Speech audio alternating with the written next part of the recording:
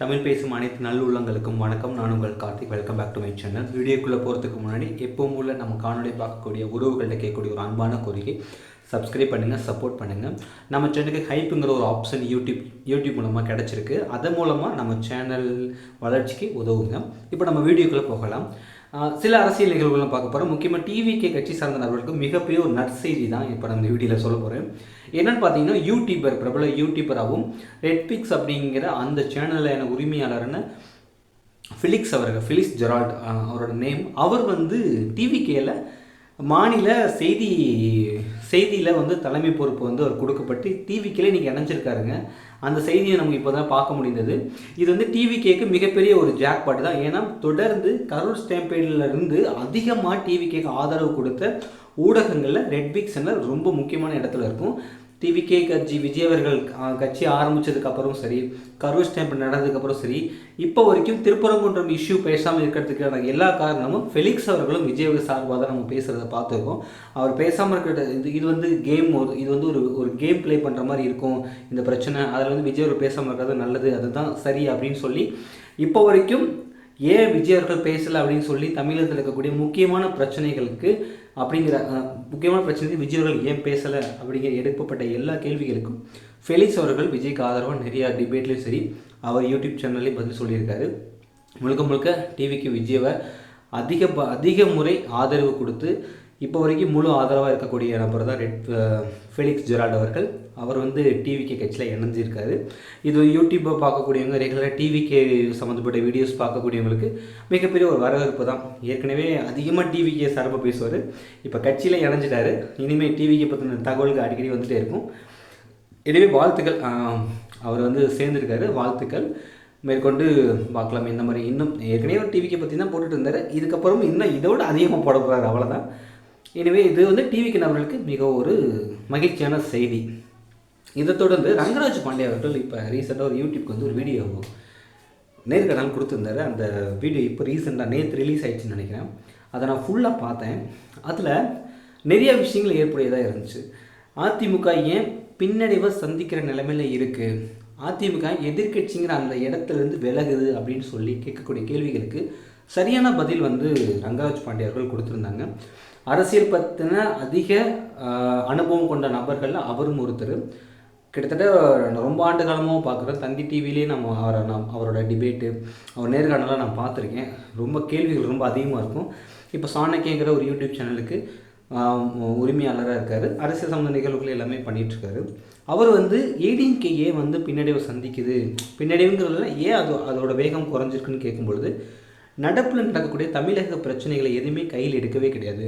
முக்கியமாக திருப்பரங்குன்றத்தில் உயிர் ஈர்த்தார் பார்த்தீங்களா, இப்போ முந்தானேத்து அந்த பிரச்சனையை ஏடிஎம்கே கையில் எடுத்துருக்கணும். அவங்க எடுக்காமல் விட்டுட்டாங்க. தொடர்ந்து பார்த்தீங்கன்னா அண்ணா யூனிவர்சிட்டியில் நடத்தப்பட்ட அந்த பெண்களுக்கான பாலியல் பிரச்சனை, அதை கையில் எடுக்காமல் விட்டுட்டாங்க. கோவையில் நடந்த கூட்டு வன்கொடுமை, அந்த ஒரு பெண்ணுக்கு நடந்தது, அதை கையில் எடுக்காமல் விட்டுட்டாங்க. திருப்பரங்குன்ற இஷ்யூ, இதை கையில் எடுக்காமல் விட்டாங்க. இந்த மாதிரி மெயினான பிரச்சனைகள் எதையுமே ஏடிஎம்கே கையில் எடுக்காமல் கவனக்குறைவாக ஹேண்டில் பண்ணுறாங்க. அதனால தான் பின்னாடி சொல்லியிருக்காரு. அந்த விஷயம் நான் சரின்னு தான் நினைக்கிறேன்.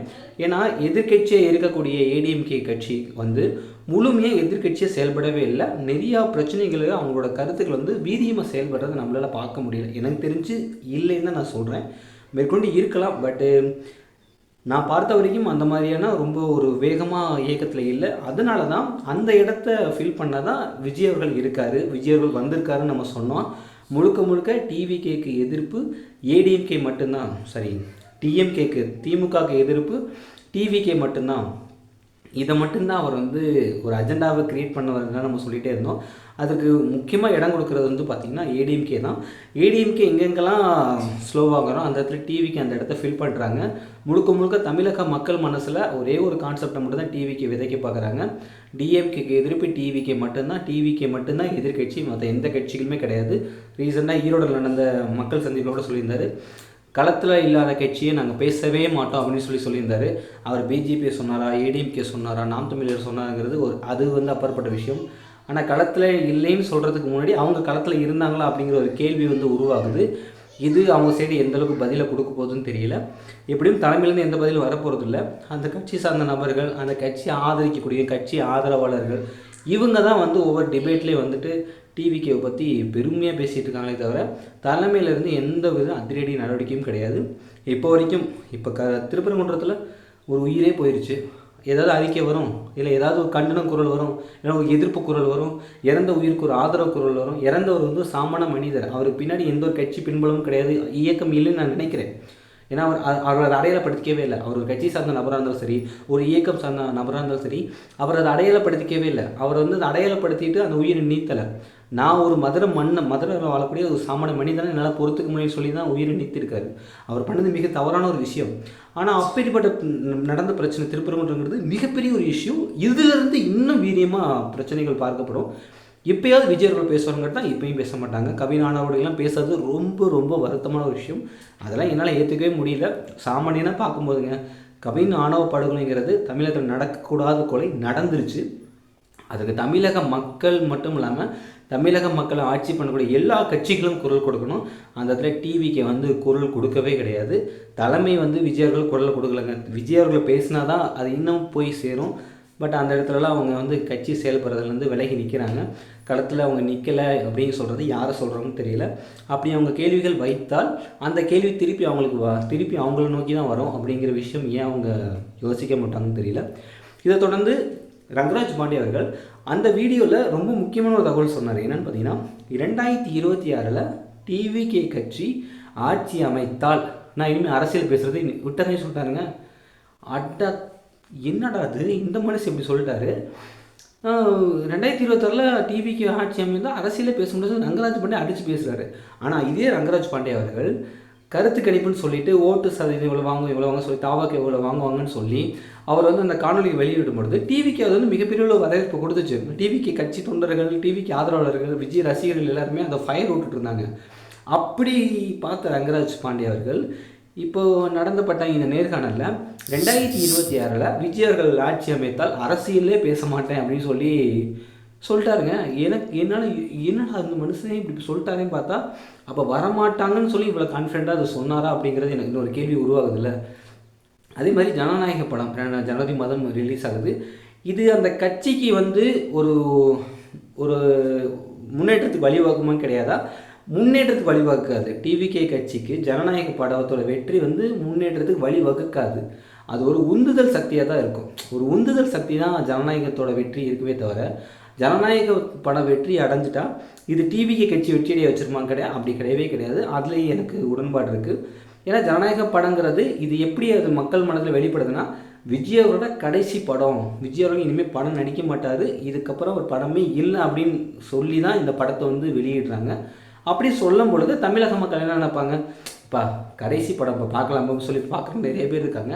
அதே மாதிரி ஒருவேளை விஜய் அவர்கள் 2026 ஆட்சி பிடிக்க முடியல, எதிர்கட்சியாக அமைக்க முடியல, இப்போ சொன்னக்கூடிய விஷயங்கள் எதுவுமே நடக்கலைன்னா மறுபடியும் ஒரு படம் நடித்தார்னா மக்கள் ஏற்றுக்குவாங்க. இதுக்கு ஒரு சிறந்த உதாரணம் ஒன்று இருக்குது. கமலஹாசன் அவர்கள் வந்து பார்த்திங்கன்னா, நான் தான் மாற்றுன்னு சொல்லி மக்கள்கிட்ட எல்லாம் ஓட்டு வாங்கிட்டு முக்கியமாக அதிகமாக ஊடகங்கள் இப்போ பண்ண விஷயங்களை தான் அப்பயும் பண்ணிகிட்டு இருந்தாங்க. கமலஹாசன் அவர்களுக்கு டிஎம்கேக்கு முழு எதிர்ப்பு என்னோட கட்சி தான், மக்கள் நீதி மையம் தான் அப்படின்னு சொல்லி ஓட்டு பூரா வாங்கிட்டு கடைசி என்ன பண்ணார், டிஎம்கேல சேர்ந்துட்டார். டிஎம்கேல சேர்ந்ததுக்கப்புறம் தான் விக்ரம் படம் வெளில வருது.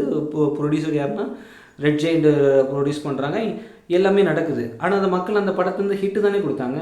நீ என்னை ஏமாற்றிட்ட, நீங்கள் எங்களை வாக்குறுதி கொடுத்தீங்க, நீங்கள் போய் டிஎம்கேலே சேர்ந்துட்டீங்க, அதனால் சொல்லி மக்கள் யாருமே கமலஹாசன் அவாய்ட் பண்ணவே இல்லை. அவர் படத்தை வெற்றியடைய வச்சாங்க. மிகப்பெரிய ஒரு வெற்றி, மாபெரும் வெற்றி கொடுத்தாங்க. கமலஹாசன் அவரோட வரலாற்றிலேயே சினிமா துறை உலகத்தில் வாழ்ந்த வாழ்க்கையில் அதிக அளவில் மிகப்பெரிய ஒரு ஹிட்டு கொடுத்தது இந்த படம் விக்ரம் படம் தான். அந்த படத்தை மக்கள் வெற்றி கொடுக்க தான் செஞ்சாங்க. மக்கள் கடந்து போயிடுவாங்க. தமிழக மக்கள் அதை பற்றி யோசிக்க மாட்டாங்க. நம்ம காணொலியில் நிறைய தடவை சொல்லியிருக்கோம். தமிழக மக்களுக்கு இந்த டிஎம்கே இருந்தாலும் சரி, ஏடிஎம்கே இருந்தாலும் சரி, என்டிகே இருந்தாலும் சரி, டிவிகே, பிஜேபி, காங்கிரஸ் இந்த கட்சிகள் முன்கூட்டி என்ன பண்ணாங்க அப்படிங்கிறத அவங்க யோசிச்சுலாம் பார்க்க மாட்டாங்கங்க. அப்போ எலெக்ஷன் டயத்தில் என்ன நடக்குது, அப்போ கட்சிகள் எடுக்கக்கூடிய முடிவுகள், கட்சிகள் நடந்துக்கக்கூடிய விஷயங்கள், அவங்களோட செயல்பாடை வச்சு தான் மக்கள் முடிவே பண்ணுவாங்க. இதுக்கு முன்னாடி நடந்தது எல்லாமே மக்கள் மறந்து போயிடுவாங்க. அதுக்கு சிறந்த உதாரணம் கமலஹாசன் அவர்களோட விக்ரம் பட வெற்றி. ஏன்னா கமலஹாசன் மக்களை ஏமாத்திருக்காரு, மறுபடியும் போய் டிஎம்கேல சேர்ந்துட்டார், கட்சி இணைச்சிட்டார். ஆனால் இப்போ என்ன பண்ணாங்க, மக்கள் என்ன படத்தை ஹிட் கொடுக்காம விட்டாங்களா? இல்லையே, ஹிட் கொடுத்தாங்களே. இது மக்கள் கடந்து போயிடுவாங்க. இதேமாதிரி விஜய் அவர்கள் ஒருவேளை ஜனநாயகம் படத்துக்கு எலெக்ஷனுக்கு அப்புறம் படம் நடிக்கிறதா இருந்தாலும் மக்கள் அவரை ஏற்றுக்க தான் போகிறாங்க. நிறைய தொண்டர்கள் விரும்பக்கூடிய விஷயம், விஜய் நான் படம் நடிகர் தான் எதிர்பார்ப்பில் இருக்காங்க. அது நடந்தாலும் மக்கள் ஏற்றுக்குவாங்க. இதனால விஜய் அவர்களுக்கு பின்னாடியே கிடையாது. ஆனால் ரங்கராஜ் பாண்டே அவர்கள் அழுத்த திருத்தமாக சொல்லும் பொழுது இது வந்து டிவிக்கு நபருக்கு ஒரு குழப்பத்தை கொடுக்கலாம். ஒரு வேளை என்னடா இந்த மனுஷன் இப்படி சொல்லிட்டாரே அப்படின்னு சொல்லி ஒரு எப்படி சொல்கிறது, என்னடா இந்த மாதிரி சொல்லிட்டாங்கன்னு சொல்லி ஒரு அதிர்ச்சியை கொடுக்கலாமே தவிர, அதிர்ச்சியை கொடுக்கும் தான் நான் நினைக்கிறேன். ஏன்னா இவரோட கணக்கெடுப்பு வெளியிடும் பொழுது டிவிக்கே மிகப்பெரிய அந்த வரவேற்பு கொடுத்துருந்தாங்க. இப்போ இந்த வாதத்துக்கு அவங்க என்ன பதில் சொல்ல போகிறாங்கன்னு தெரியல. ஸோ இந்த மாதிரி நிகழ்வு நடந்திருக்கு. யூடியூப் ஃபெலிக்ஸ் ஜெரால்ட் அவர்கள் வந்து போய் டிவிகே கட்சியில் இணைஞ்சிருக்காரு. டிவிகே கட்சியோட செய்தியில் முக்கிய பொறுப்பு செய்தியாளர்கள், அதாவது மாநில செய்தியாளர்களில் அந்த முக்கிய பொறுப்பில் அவருக்கு வந்து அங்கம் கொடுத்துருக்காங்க. கட்சியிலேருந்து வீடியோ ஃபோட்டோ எல்லாமே வந்துருச்சு.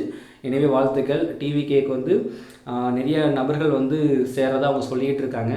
சேரக்கூடிய நபர்களோட கட்சியோட பின்னணி எப்படி இருக்குன்னு பார்க்குறது ரொம்ப முக்கியம். இப்போ ஏடிஎம்கேல செங்கோட்டையன் அவர்கள் நிராகரிக்கப்பட்டதுக்கப்புறம் தான் டிவிகேக்கு வராது.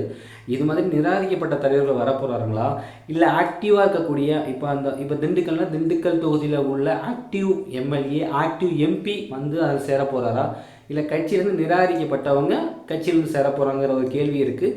செங்கோட்டையன் அவர்களும் கட்சியிலேருந்து நிராகரிக்கப்பட்டுட்டார், அதுக்கப்புறம் தான் டிவிகேக்கு வராங்க. இந்த மாதிரியும் நம்ம பார்க்க வேண்டியது இருக்குது. ஸோ 2026 தேர்தல் மிகப்பெரிய அளவில் தமிழகத்தில் ஒரு போட்டியாக இருக்க போது பொறுத்திருந்து பார்ப்போம். கட்சிகள் மக்கள் எப்படி வேணால் முடிவெடுக்கலாம். முழுக்க மக்களோட கையில் தான் இருக்குது, நம்ம கையில் தான் இருக்குது. இந்த விரல் மூலமாக நம்ம செலுத்தக்கூடிய ஓட்டு மூலம் தான் முடிவுகள் மாறுமே தவிர, இதற்கு முன்னாடி அவர் முகம், அவருக்கு ஃப்ரேம் இருக்குது, இதெல்லாம் கணக்கு இல்லை. மக்கள் என்ன நினைக்கிறாங்களோ அதை தான் செய்வாங்க. 2026 தேர்தலுக்கெல்லாம் எந்த அளவுக்கு டிவிகேக்கு சாதகமாக இருக்குங்கிறத பொறுத்திருந்து பார்க்கலாம். ஃபெலிக்ஸ் ஜெரால்ட் அவர்கள் டிவிகேல சேர்ந்ததை பற்றி இந்த வீடியோ பார்க்கக்கூடிய அன்புறவுகள் என்ன நெக்ஸ்ட் கமெண்ட் பாக்ஸில் கமெண்ட் பண்ணுங்கள். மேற்கொண்டு என்னோடய வீடியோவில் நான் சொல்லப்பட்ட கருத்துக்களில் உங்களுக்கு ஏதாவது மாற்றுகள் இருந்தால் தாராளமாக கமெண்ட்ஸில் தெரியப்படுத்துங்க. மறக்காம சேனலை சப்ஸ்கிரைப் பண்ணுங்கள், சப்போர்ட் பண்ணுங்கள். தொடர்ந்து இணைந்திருங்கள். மீண்டும் இன்னொரு காணொலியோட உங்களை நான் சந்திக்கிறேன். அதுலேயும் விடைபெறுவது உங்கள் கார்த்திக். வாழ்க தமிழ்.